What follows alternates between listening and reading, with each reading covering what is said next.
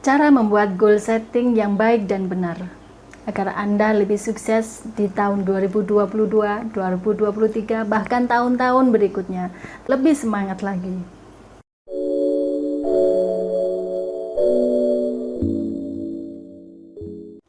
Yang pertama, goal tersebut sangat diinginkan. Bukan karena seakan-akan indah, karena orang lain sukses di dalamnya, kemudian Anda ikut-ikutan membuat goal seperti teman Anda. Bukan seperti itu, tetapi Anda benar-benar menginginkannya. Hindari hal-hal yang sifatnya mengikuti atau mengekor tanpa melakukan pengecekan pada diri sendiri, ini benar-benar sesuai dengan keinginan saya atau tidak. Contohnya, saat ketemu dengan seorang teman, lama tidak bertemu, ternyata dia sudah dinilai sangat sukses, berhasil dalam hidupnya, karena dia berbisnis properti. Kemudian, Anda menentukan goals. Saya ingin sukses sebagai pebisnis properti.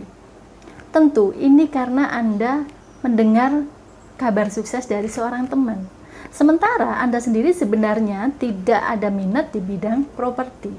Jadi tentukan, pastikan bahwa goals itu benar-benar diinginkan. Yang kedua, tentukan waktunya. Waktu ini harus spesifik. Berapa tahun? Jangka pendek berarti maksimal 1 tahun, idealnya 10 bulan. Jangka panjang bisa 2 tahun, 3 tahun, 4 tahun, 5 tahun. Itu pun harus di breakdown menjadi tujuan jangka pendek.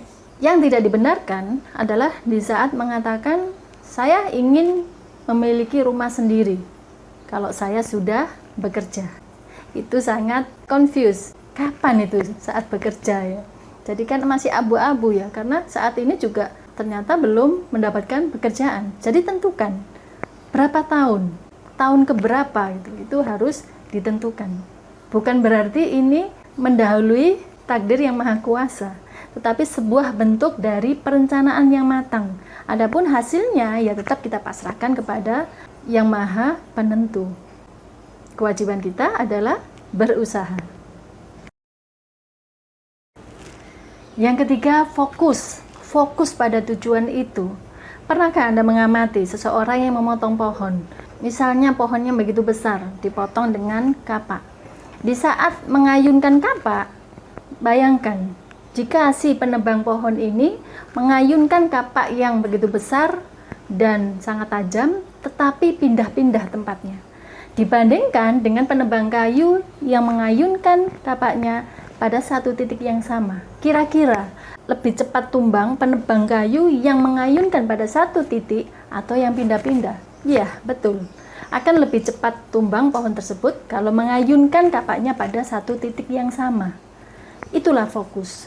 Saat kita memiliki goals yang sama dan fokus ke situ terus-menerus, insya Allah lebih mudah untuk tercapai dibanding lompat-lompat atau mengubah-ubah strategi, belum ada evaluasi, belum begitu tuntas dilaksanakan, tetapi sudah diubah lagi. Goalnya memang sama, tetapi strateginya terlalu cepat untuk diubah karena kurang fokus. Dahsyatnya fokus. Pegang itu dan semoga cepat tercapai impian-impian Anda. Orientasi pada hasil. Jadi fokusnya itu kepada hasilnya, outcome. Apapun lakukan sampai Anda berhasil.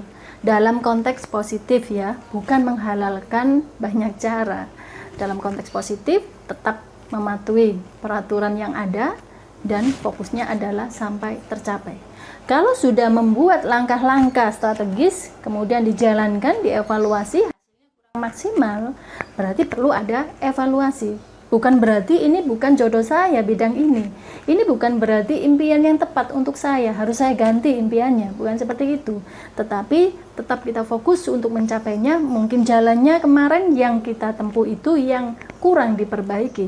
Itu perencanaannya yang perlu dievaluasi terus-menerus dan memperbaiki langkah-langkah berikutnya. Kalau cepat berhenti, ya pasti tidak akan berhasil. Terus kejar impian-impian itu sampai tercapai. Lakukan evaluasi secara berkala. Evaluasi itu tidak harus selalu ditaruh di akhir tahun, tetapi ada evaluasi jangka pendek. Misalnya dalam 1 minggu itu dilakukan evaluasi. apa yang sudah baik dilakukan dari hari Senin kemarin hingga hari Sabtu. Itu dievaluasi.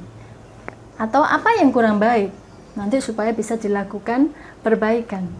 Jadi secara berkala lakukan evaluasi agar cepat ditemukan saat ada tindakan-tindakan atau ada perencanaan-perencanaan yang sudah dilaksanakan namun hasilnya tidak efektif.